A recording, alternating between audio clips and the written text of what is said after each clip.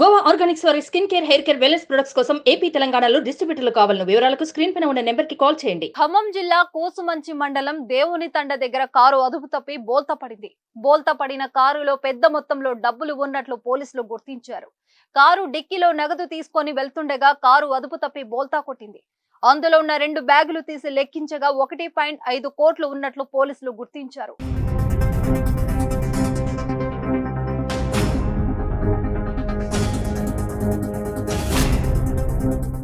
నగదుకు ఎలాంటి రసీదులు లేకపోవడంతో డబ్బు ఎవరిది, ఎక్కడికి వెళ్తుంది అనే కోణంలో కూసుమంచి పోలీసులు దర్యాప్తు చేస్తున్నారు. అయితే కారులో వెళ్తున్న వారు ఈ డబ్బును ఎక్కడి నుంచి ఎక్కడికి తరలిస్తున్నారనేది వెల్లడి కాలేదు.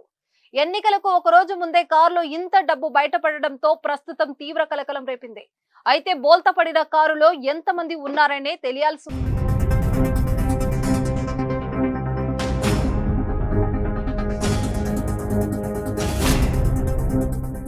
సుమన్ టీవీలో మీ పర్సనల్ అండ్ బిజినెస్ ప్రమోషన్స్ కోసం కింది నెంబర్కి కాంటాక్ట్ చేయండి.